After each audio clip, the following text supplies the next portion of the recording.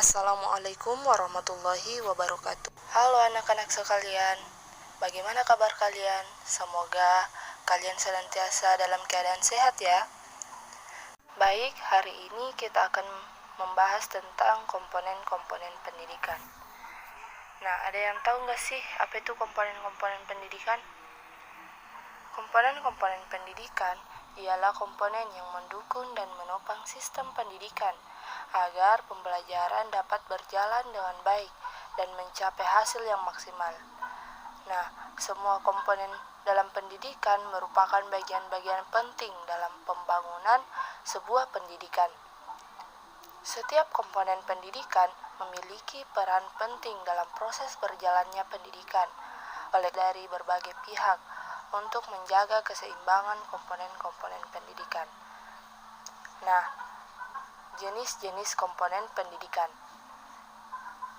Komponen pendidikan itu terbagi atas 6 bagian. Yang pertama itu anak didik, kedua pendidik, ketiga tujuan pendidikan, keempat alat pendidikan, kelima lingkungan pendidikan, dan yang terakhir metode pendidikan. Nah, kita akan membahas peserta didik dulu. Secara etimologi, peserta didik adalah anak didik yang menjadi pengajaran ilmu. Secara terminologi, peserta didik adalah anak didik atau individu yang mengalami perubahan, perkembangan, sehingga masih memerlukan bimbingan dan arahan dalam membentuk kepribadian serta sebagai bagian dari struktural proses pendidikan.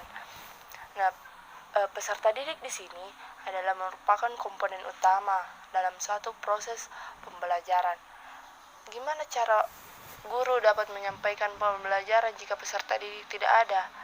Nah, makanya peserta didik ini perlu dalam suatu proses pendidikan atau proses pembelajaran. Yang kedua, pendidik. Guru adalah orang yang memberikan ilmu pengetahuan kepada anak didik. Nah, guru dalam pandangan masyarakat Islam adalah orang yang melaksanakan pendidikan di tempat-tempat tertentu. Tidak mesti di lembaga pendidikan formal ya, tetapi bisa juga di masjid, di surau atau musala, atau bahkan di rumah dan sebagainya.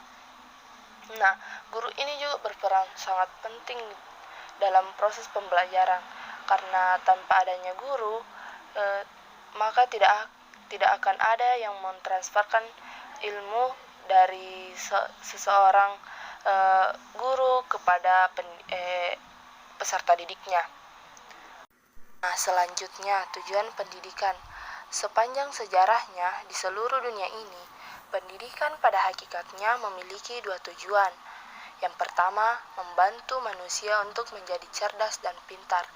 Nah, dengan pendidikan ini, kita sebagai manusia diharapkan dapat cerdas dan pintar, sehingga kita nantinya pada kehidupan masyarakat kita dapat membedakan mana yang baik dan mana yang buruk. Yang kedua, membantu mereka menjadi manusia yang baik.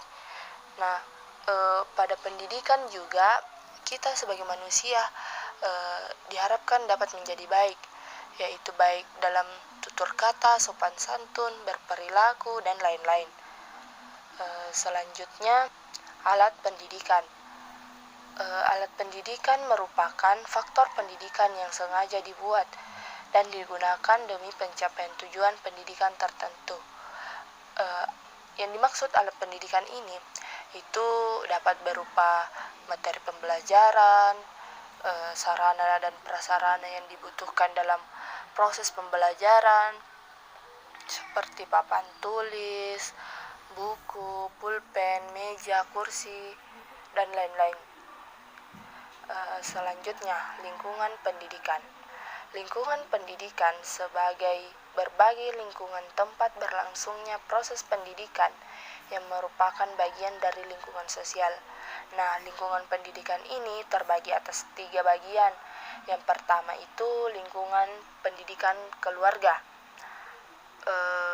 Lingkungan pendidikan keluarga adalah pusat pendidikan yang pertama dan yang utama yang dialami oleh anak.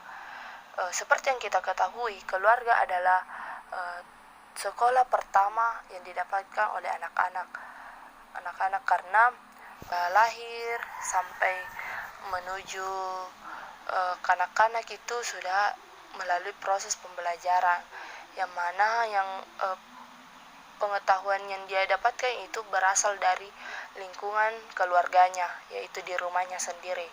Nah, yang kedua, lingkungan pendidikan sekolah.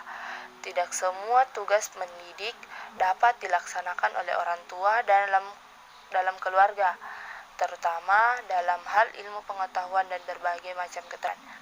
Nah, lingkungan pendidikan sekolah ini sebagai lingkungan kedua yang digunakan untuk menambah pengetahuan peserta didik yang tidak didapatkan pada keluarga atau di rumah, karena tidak semua apa yang dipelajari di sekolah belum tentu yang diketahui oleh para orang tua yang ada di rumah. Nah, lingkungan yang ketiga yaitu lingkungan pendidikan masyarakat. Selain kehidupan keluarga dan sekolah, anak juga mengalami